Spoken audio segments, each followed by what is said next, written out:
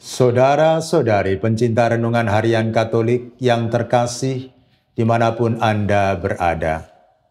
Renungan harian hari ini diambil dari Injil Yohanes, bab 8 ayat 1 sampai 11. Perikop Injil hari ini menceritakan kisah seorang perempuan yang tertangkap basah, berbuat zina, dan dibawa ke hadapan Yesus oleh para ahli Taurat dan orang Farisi. Menurut hukum Musa, perempuan itu seharusnya dihukum rajam, yaitu dilempari batu sampai mati. Namun, mereka sebenarnya bukan hanya ingin menghukum perempuan itu, tetapi juga ingin menjebak Yesus. Jika Yesus mengatakan agar perempuan itu dilepaskan, mereka bisa menuduhnya melanggar hukum Taurat. Sebaliknya, jika Yesus setuju dengan hukuman rajam, mereka bisa mencapnya sebagai orang yang tidak penuh kasih. Namun, Yesus menanggapi dengan cara yang luar biasa. Ia tidak langsung menjawab, tetapi menunduk dan menulis di tanah. Injil tidak mencatat apa yang dituliskan Yesus. Tetapi setelah itu ia berkata, "Barang siapa di antara kamu tidak berdosa, hendaklah ia yang pertama melemparkan batu kepada perempuan ini."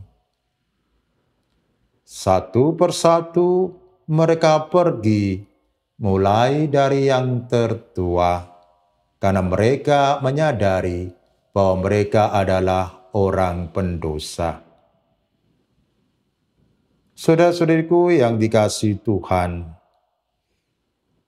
dari peristiwa ini Yesus menunjukkan kepada kita bahwa tidak ada seorang pun yang berhak menghakimi tanpa menyadari dosanya sendiri. Kita semua adalah pendosa, dan kita membutuhkan kasih karunia Tuhan di dalam hidup kita. Namun, Yesus tidak hanya mengampuni perempuan itu, Dia juga menegaskan, "Pergilah dan jangan berbuat dosa lagi mulai sekarang." Pengampunan itu tidak berarti membiarkan dosa terus berlanjut. Yesus menginginkan suatu perubahan hidup, bukan hanya sekedar pengampunan yang tanpa pertobatan. Saudara-saudariku yang terkasih di dalam Kristus, dari perikop Injil ini kita dapat belajar 3 hal.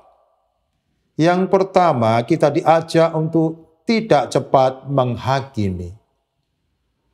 Kita seringkali melihat kesalahan orang lain dengan jelas, tetapi buta terhadap dosa kita sendiri. Perkataan Yesus mengingatkan kita untuk merenungkan diri sebelum menghakimi orang lain. Yang kedua, kasih dan kebenaran harus seimbang. Yesus mengampuni perempuan itu, tetapi Dia juga meminta suatu perubahan hidup. Pengampunan Tuhan bukan izin untuk terus berbuat dosa, tetapi sebaliknya merupakan kesempatan bagi seseorang untuk bertobat, untuk memperbarui diri. Yang ketiga, belas kasih Tuhan itu selalu ada di dalam hidup manusia. Seperti perempuan yang kedapatan berzina, yang kemudian diampuni oleh Yesus. Demikian juga Tuhan selalu memberikan kepada kita kesempatan untuk bangkit dan memperbaiki diri, untuk menjadi orang yang sesuai dengan kehendak Tuhan. Saudara-saudariku yang dikasihi Tuhan, sebagai pengikut Kristus kita diajak untuk meneladani sikap-Nya, yaitu tidak mudah menghakimi, penuh belas kasih, tetapi tetap menegakkan kebenaran. Semoga kita mampu menjadi pribadi yang penuh kasih seperti Tuhan kita Yesus Kristus. Amin. Marilah berdoa. Tuhan Yesus, kami mengucap syukur atas pengampunan dan belas kasih-Mu. Ajarlah kami untuk tidak cepat menghakimi, tetapi melihat sesama dengan mata kasih seperti Engkau.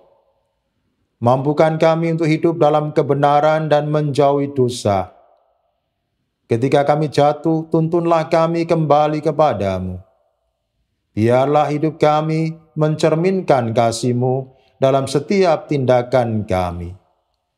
Dikau kami puji, kini dan sepanjang masa. Amin.